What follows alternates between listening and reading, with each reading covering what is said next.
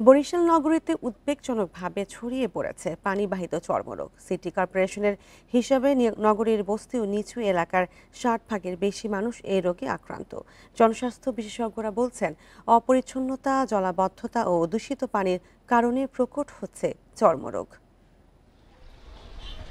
বরিশাল নগরীর ৫ নম্বর পলাশপুর বস্তি এলাকায় ৬,০০০-এর বেশি মানুষের বাস। গত এক মাসে সেখানে চর্মরোগে আক্রান্ত হয়েছেন ৩,৭৮৮ জন। স্থানীয়দের অভিযোগ, বস্তির পাশে খালের পানি ব্যবহারে এই সমস্যা তাদের। বাচ্চাদের অ্যালার্জি, আজকে এই বাচ্চার অনেক দিন, এক সপ্তাহের বেশি, আর বড় মেয়ের আজকে ৩ দিন।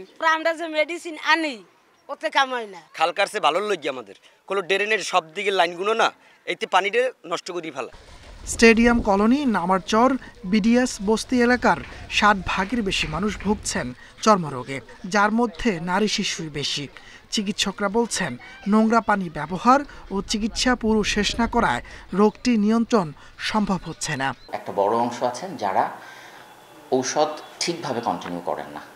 কিছুদিন হয়তো ঔষধ ব্যবহার করলেন, এরপরে মাঝখান থেকে একটু ভালো হলে পরেই মাঝখান থেকে ঔষধ ছেড়ে দেন, যে কারণে রেজিস্ট্যান্স ডেভেলপ করে। সিটি কর্পোরেশনের স্বাস্থ্য কর্মকর্তা জানিয়েছেন, নিচু এলাকার ড্রেনেজ ব্যবস্থা ও বিশুদ্ধ পানি সরবরাহের পাশাপাশি আক্রান্তদের চিকিৎসায় নেওয়া হচ্ছে ব্যবস্থা। আমরা চেষ্টা করছি ওয়াটার ট্রিটমেন্ট প্ল্যান্ট বসানোর, যাতে বস্তিবাসীর লোকজন ভালো পানি পায়।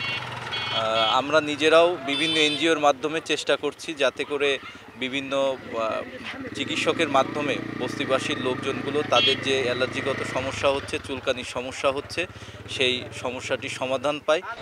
নগরের 18টি বস্তিতে চর্মরোগের প্রাদুর্ভাব সবচেয়ে বেশি, যা ধীরে ধীরে ছড়িয়ে পড়ছে আবাসিক অন্য এলাকাতেও। Independent news.